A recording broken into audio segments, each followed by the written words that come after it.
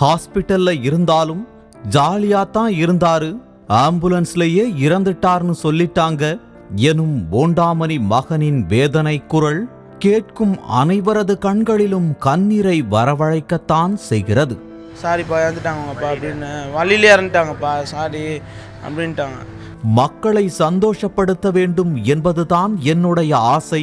சாவை யாராலும் தடுக்க முடியாது. பிறப்பு இறப்பு, இதுக்கு நடுவுல கொஞ்சம் கேப்பு, இதில் தான் நாம ஆடுறோம். அவன் சுவிட்சை ஆஃப் பண்ணிட்டா நாம போய் சேரணும். இதைத்தான் மயில்சாமி இறப்பதற்கு ஒரு வாரத்திற்கு முன் என்னிடம் சொன்னார் என சமீபத்தில் பேட்டி ஒன்றில் கூறிய போண்டாமணி திடீரென்று வீட்டில் மயங்கி விழுந்த நிலையில் உயிரிழந்தார்.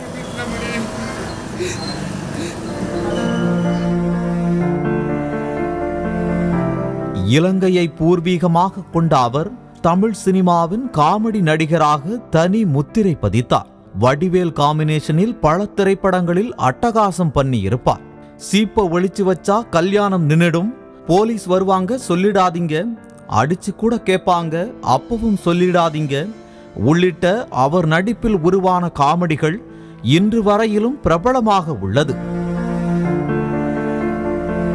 2 சிறுநீரகங்களும் செயலிழந்ததால் மாதம் ஒருமுறை மருத்துவமனை சென்று டயாலிசிஸ் செய்து கொண்டிருந்தார் போண்டாமணி. திரைப்பட வாய்ப்புகள் கிடைக்காமலும் உடல் வலியாலும் போராடி கொண்டிருந்த அவருக்கு முதலமைச்சர் மு.க. ஸ்டாலின், விஜய் சேதுபதி, ரஜினி, தனுஷ் உள்பட பல நடிகர்கள் பணம் கொடுத்து உதவி செய்தனர். நடிப்பிற்கு முழு விடுப்பு கொடுத்து மருத்துவமனைக்கு சென்று வந்தவரை இயற்கை எடுத்துக்கொண்டது.